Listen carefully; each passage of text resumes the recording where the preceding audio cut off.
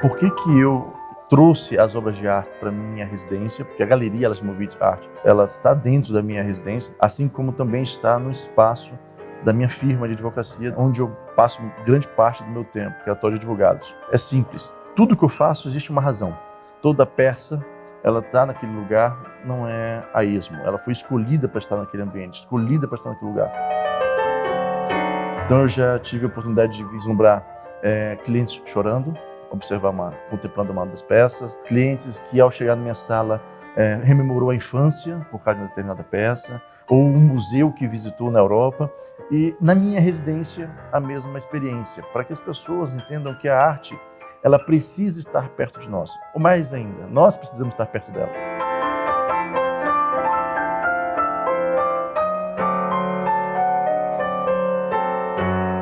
Eu acho que a arte nunca entrou na minha vida. Eu é que entrei na arte, porque na verdade nós estamos rodeados de arte. A arte está nos mínimos detalhes da natureza, na diversidade das cores, na concepção do que é céu, terra, água. Se você observar à sua volta, tudo é uma grande obra de arte, né? E nós somos parte dessa obra de arte. Quando um artista ele se imbui de fazer uma obra, ele naturalmente deposita naquela obra um pedaço dele. E esse pedaço é muito importante porque a obra ela tem vida quando o artista o faz com a sua própria energia. E isso é muito interessante porque a partir desse momento, aquela obra perpetuamente, enquanto ela existir, vai influenciar a energia do outro, daquele que está com ela temporariamente, né, de uma forma significativa. O significado da arte, para mim, é vida. Sem obra de arte, sem arte em si, você não vive, você apenas passa. Todo mundo me pergunta como é ser proprietário de tantas obras. E eu falo, eu não sou dono de nenhuma delas, né? Eu sempre fui, como sou hoje, um tutor, um guardião. Eu digo guardião porque seria muita audácia, né, de uma pessoa de 36 anos, e ainda que eu tivesse com 100 anos, dizer que determinada obra, eu tenho obras de 200, 300, 500, 2.200 anos, e dizer que essas obras são minhas. Elas não são minhas, eu pertenço a elas. E tenho o dever de guarda delas, porque nós acabamos, mas elas não.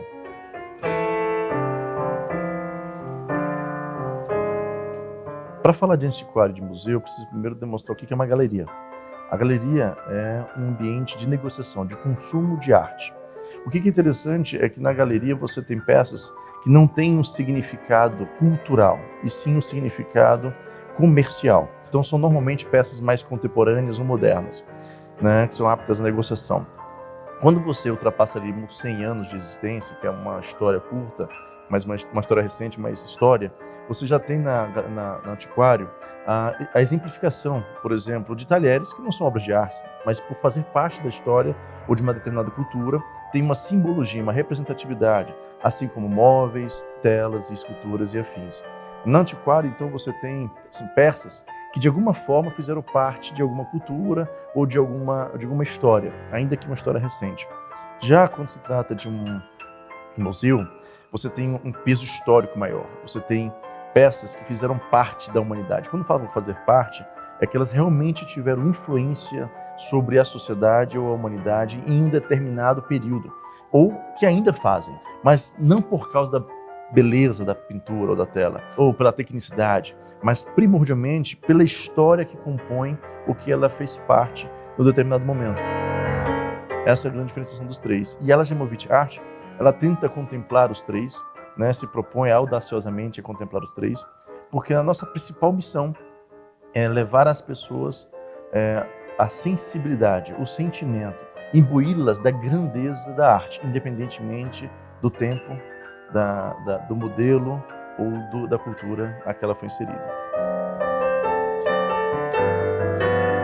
Meu sonho sempre foi permitir que pessoas que jamais poderiam ter acesso a obras como essa pudessem, de fato, ter o contato com ela, né? Nas esculturas tocar, nas telas admirar. E eu penso sempre nas crianças, Por que a gente não pega as crianças das escolas públicas, das escolas mais carentes, e não trazemos para dentro desses ambientes, né, gratuitamente? Então, uma criança que tem o contato com a obra de arte, o contato com a arte, que tem, mesmo que não tenha o ensinamento da arte, mas só dela poder ver, contemplar, ela já tem um agente transformador contínuo, imbuindo ela da responsabilidade, por exemplo, de conceitos de responsabilidade, exemplo de guarda, de proteção, de manutenção, né, de embelezamento, de perfeição. Ou seja, tudo aquilo que o ser humano precisa compreender a si e o outro, né, e o seu papel, obviamente, na natureza, nesse pequeno planeta chamado Terra, a arte consegue apresentar a ela, consegue introduzi-la. Porque pela arte você traz lições, você consegue aprender história, você consegue compreender o seu papel no mundo. Só que o homem tem uma mania de grandeza e de acreditar que ele é o centro do universo. Então, frente à obra de arte, ele é colocado num papel de humildade. Então, a gente precisa começar a imbuir os indivíduos de humanidade. E o caminho para que eles comecem a trilhar o caminho da humanidade é por meio da arte.